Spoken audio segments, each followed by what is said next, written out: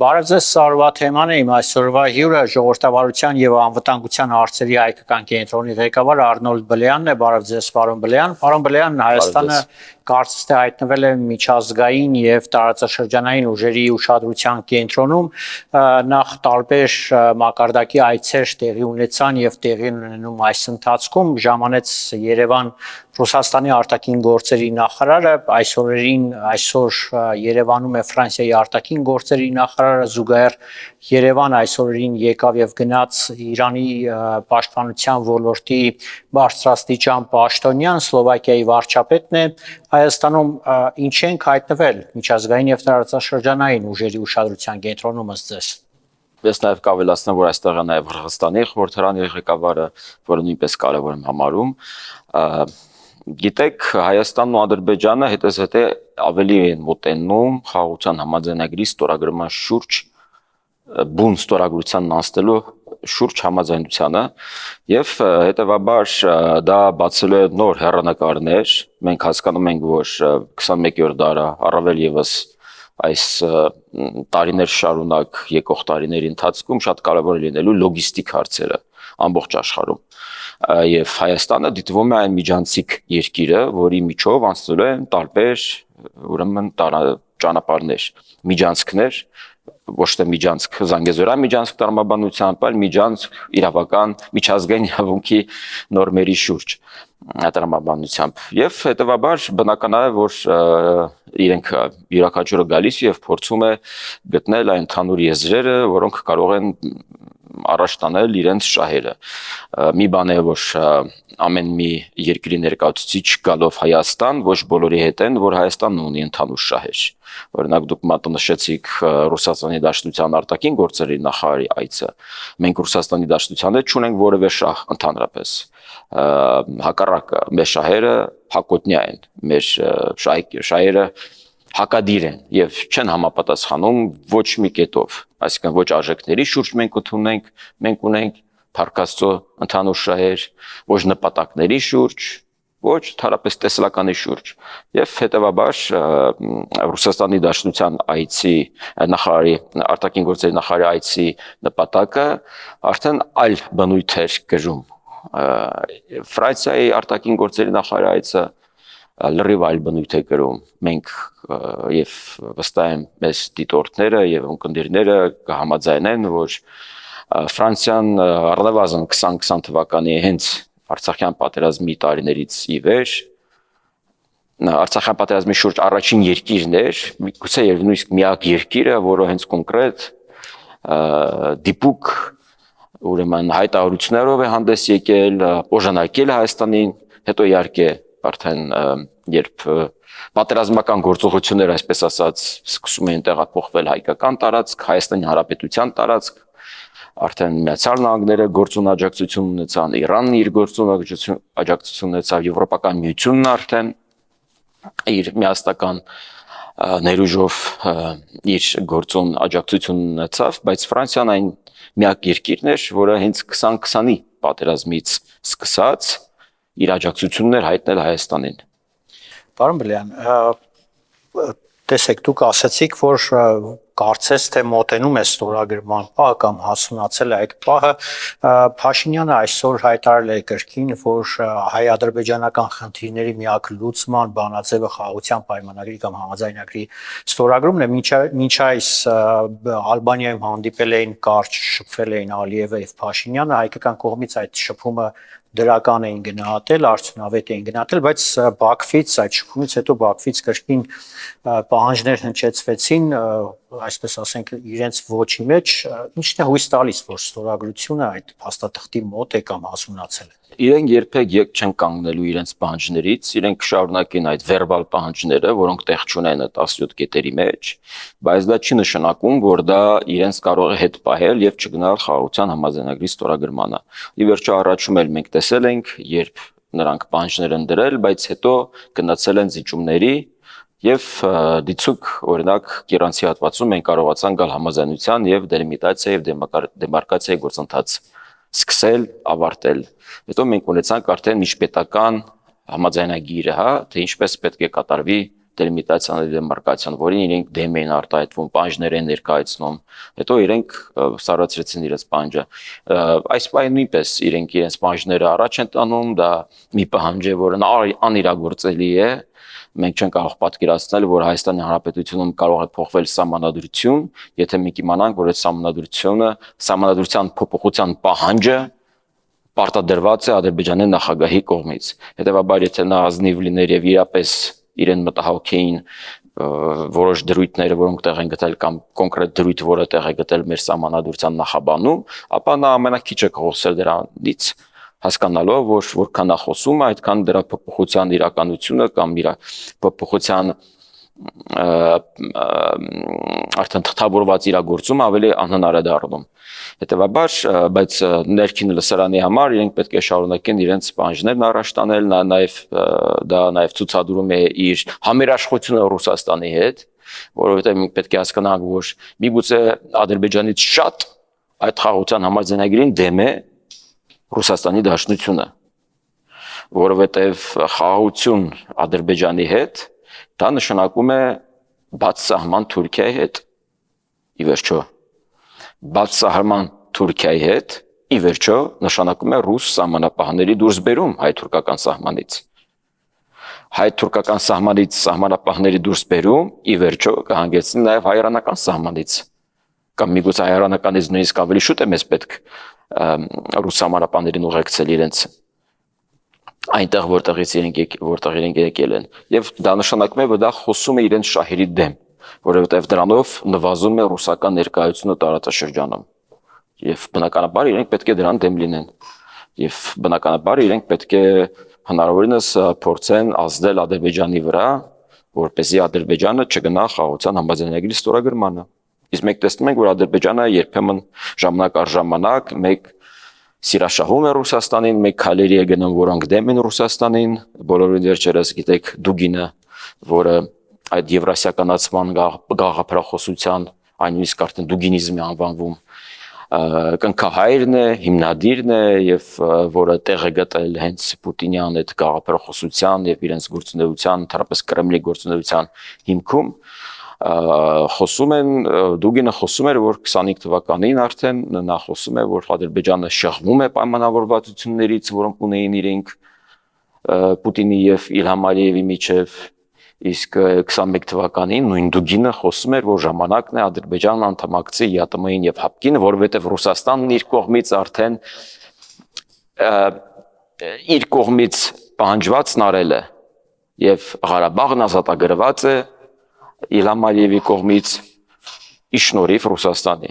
Բայց մենք տեսանք, որ Ադրբեջանը գցեց Ռուսաստանին եւ 25 թվականին արդեն փակվեցին Սպուտնիկը, ՌԻԱ Նովոստին, իրենց փափուկ ուժը փակվեց Ռոսսոտրոջիչեստվոն, որը ծաղկում է դեպ Ռուսաստանում, որովհետեւ գրեթե բոլոր քաղաքներում կան տարատեսակ ռուսական գրքի տներ եւ այլն, որոնք մարդկանց թվում է թե դրանք սովորական ինչ-որ մշակութային կենտրոններ են, բայց դրանք սովորական մշակութային կենտրոններ չէին։ Եթե իրենք սովորական մշակութային կենտրոններ լինեին, իրենք չէին փակվի Ադրբեջանում, իրենք չէին փակվի բոլորին վերջերս Մոլդովայում փակվեց մոտ մի քանի օր առաջ։ Եվրոպական գրեթե բոլոր երկրներում է դա փակված, որտեղ դա լրտեսական իրականում կառույց է եւ փափուկ ուժ են իրենք տարածում, նարատիվներն են ռուսական տարածում, ազդելով հասարակության յուրաքանչյուր երկրի քաղաքացիների հասարակության վրա։ Պարոն Մելյան, արդյոք Սյունիքը կամ այսպես ասենք այդ միջանցքը Զանգեզուրի իրենց բարերով նորից թեմայի մեջ է մտնում, քանի որ վերջին օրերին այդ առումով հայտարարություններ հնչում են թե Ադրբեջանի, թե Թուրքիայի իշխանություններից իր հերթին Իրանի բարձրաստիճան ներկայացուցիչներն են հայտարարում, որ թույլ չեն տա Հայաստանի ինքնիշխան տարածքի կամ սահմանների խախտում, ինչ է խմորվում Սյունիքի շուրջ, թե սա հին պատմության հերթական շարունակություն։ Կարծում եմ դա իներցիա է, կարծում եմ թուրքական կողմի հայտարարությունը իրականում իրենց նպատակը չէ, որովհետև իրենք շահագրգռված չեն այդքան։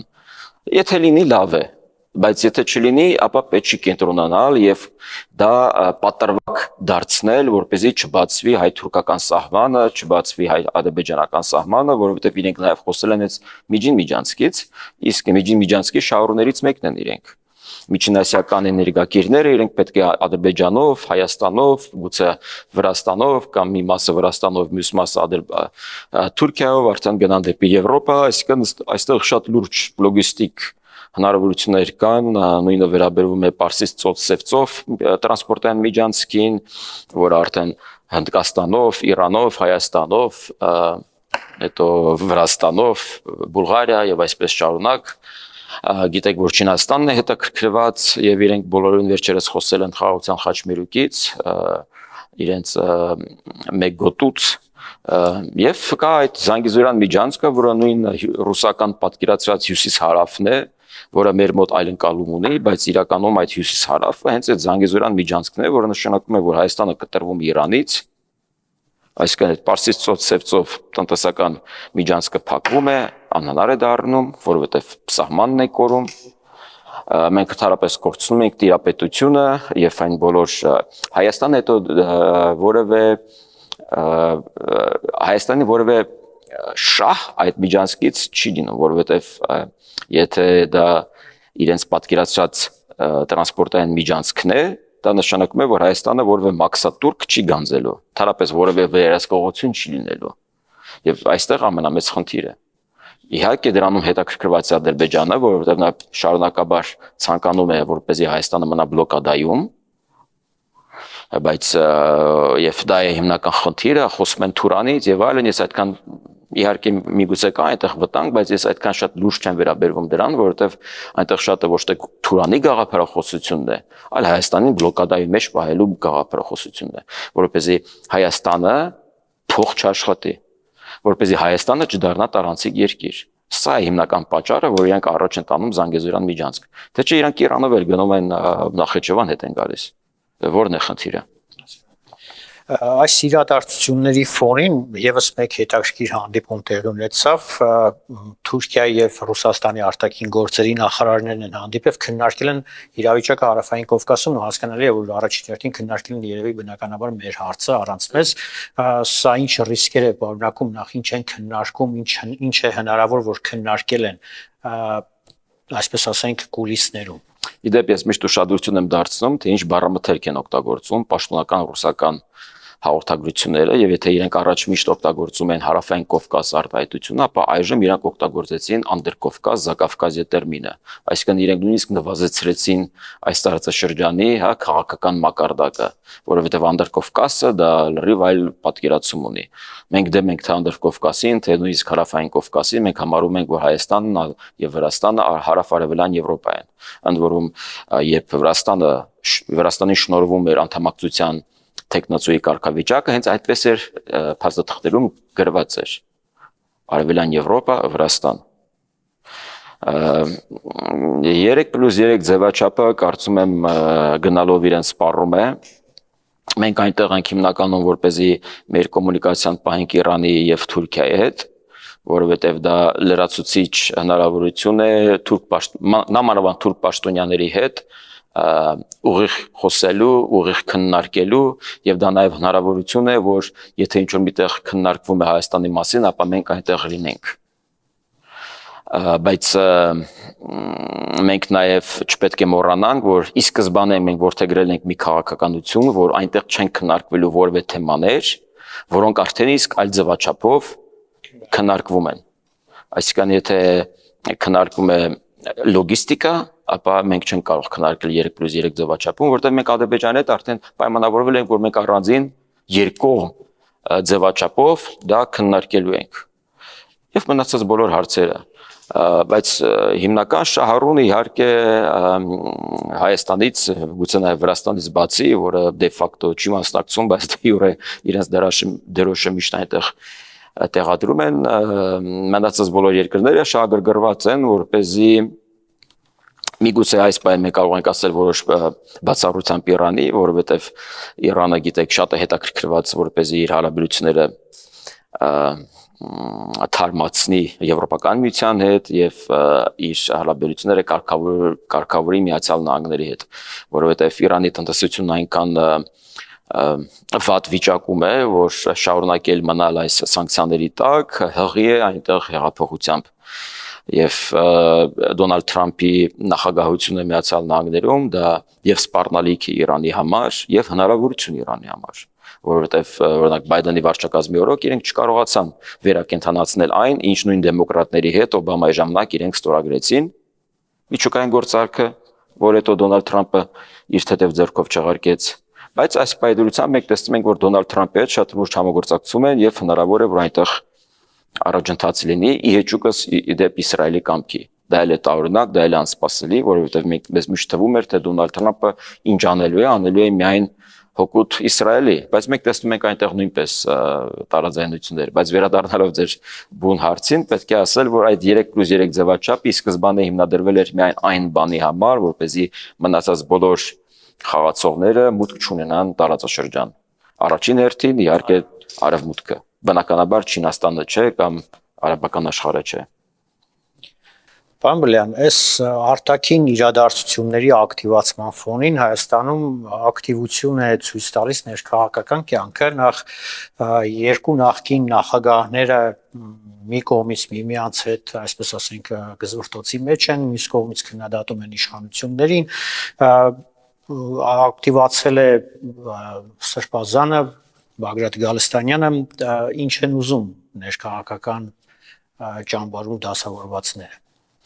Արդյոք կա այս արտաքին իրադարձությունների հետ։ Նշանակ իրենք գործակալներ են, իրանք ընդ որում ազգային ժողովի նախագահը հայտարարում է, որ Ռոբերտ Քոչարյանը ռուսական շպիոն է եւ դրան չեն հետևում որևէ իրավական գործընթացներ։ Սա թերևս ամենահասկանալին է, որ կարող է տեղի ունենալ։ Ես կարող եմ ձեր եթերում ասել եւ ես ասում եմ, որ Ռոբերտ Քոչարյանը ռուսական շպիոն է։ Բայց երբ դա ասում է խորհրդարանական երկրի խորհրդարանի ղեկավարը, դա հանցագործության մասին հաղորդում է։ Եվ հետևաբար պետք է լինեն իրավական հետևանքներ, բայց մենք չենք տեսնում հետևանքները, ես կարծում եմ իշխանությունը նույնիսկ հատուկ է դա անում, որպեսզի հրահրի էլ ավելի մեծ ցասում այդ ղեկավարի նկատմամբ, որպեսզի իրենք կարողանան 26 թվականի նորից վերարտադրվեն։ Այստեղ սա մի այլ խնդիր է, որ մենք տեսնում ենք, եւ դա է պատճառը, որ իշխանությունը չի ուզում գնալ իրավաքաղաքական գնահատականի շնորհմանը 2000 թվականի մայիսից մինչև 2018 թվականի մայիսը իշխանությունը ուզուրպացված քաղաքական գործիչներին, որը պարզապես այդ Ռոբերտ Քոչարյանին, Սերժ Սարգսյանին, ԲՀԿ-ին, Դաշնակցությանը, տեղական թիմ ընտրություններում իշխանության եղած բոլոր պաշտոնյաներին զրկեր քաղաքական գործունեությամբ զբաղվելուն։ Եվ դա կլիներ արդեն հեղափոխության, Թավշյա հեղափոխության սերտիֆիկատը, որ տեղի ունեցել։ Դե չէ մի կողմից իրանք ասում են, որ իրենք ուզուրպացրել են, զավթել են, բսկտել են իշխանությունը, մյուս կողմից մենք տեսնում ենք, որ իրանք գրանցվում են կենտրոնական ընտրական հանձնաժողովի կողմից։ Տնտեսական հանցագործությունների մեջ մեղադրվողները Գյումրի ընտրություններում մասնակցում են քաղաքական ընտրությունների, հաղթեցին, դարձել են քաղաքապետ, Գյումրին ընկավ, դարձավ լենինական, գուցե պուտինական, պետք է քննարկել այդ հարցը նույնպես։ Եվ դա անվանել, որ ժողովրդավարությունն է հաղթել, ոչ թե ժողովրդավարությունը հաղթեց Գյումրիում, այլ դա ապտակ էր ժողովրդավարությանը։ Եվ ի դեպ Ռումինիան դասական օրինակ է։ Այն ինչ տեղի ունեցավ Ռումինիայում, դա մեր համար օրինակ է, թե ինչ պետք է մենք անենք։ Անիշ տեղի ունենում Ֆրանսիայում, ինչ դեռ պետք է տեղի ունենա նաև Գերմանիայում, ինչ արդեն տեղի ունեցել Մոլդովայում, հա։ Մենք խոսում ենք Եվրոպական միության անդամ երկրների մասին կամ Եվրոպական միության անդամակցող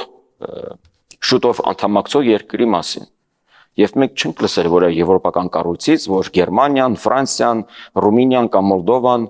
հետընթաց են ապրում ժողովրդավարությունից։ Եվ խոսել, որ այ եթե մենք գնանք այսպիսի քայլերի, դա կդիտվի խնդրահարույց, Սեր Աստծո դուք Լավրովին հրավիրում եք այստեղ, դուք ասում եք, որ մենք չենք ուզում վերաֆորմատավորել հայ-ռուսական հարաբերությունները, որ շարունակում եք դաշնակցային հարաբերությունները, բայց դուք անհանգստացած եք, թե ինչ կմտածեն Եվրոպական միությունում։ Ես այդպես չեմ կարծում, ես կարծում եմ հատուկ իրենց պահում են, որպեսզի վերընտրվեն 26 թվականին։ Պարոն Բլեյան, դուք հավատում եք, որ Սարգսյանը Քոչարյանի միջև կա թշնամանք, ինչպես իրենց թիմակիցներն են այս օրերին միմյանց մեղադրում, վիրավորում։ Կա այդ թշնամանքը, թշնամանքը շուտվանից կա, բայց դա իրենց չի խանգարում մինչ որ X պահի համախմբվել, որովհետև իրենք ունենում են հրաման, տեսեք ինչ տեղ ունեցավ Գյումրիում։ Այնտեղ բացի դրանից, որ Քոչարյանի եւ Սերժ Սարգսյանի թիմակիցները, հա, կամ թիմերի միջև կար այդ նույն թշնամանքը, այնտեղ կար նաեւ անձնական թշնամանք։ տարիների ընթացքում ձևավորված ազնական թշնաման, բայց ինչ որ մի X պահի իրենք հասկացան, որ կա հրաման վերևից, Գյումրին պետք է օկուպացվի եւ իրենք իրենց ձայնով մասնակցեցին Գյումրի օկուպացմանը։ Եվ հետեւաբար ասել, որ 26 թվականին նման սցենարն անհնար է, ես այդպես չեմ կարծում։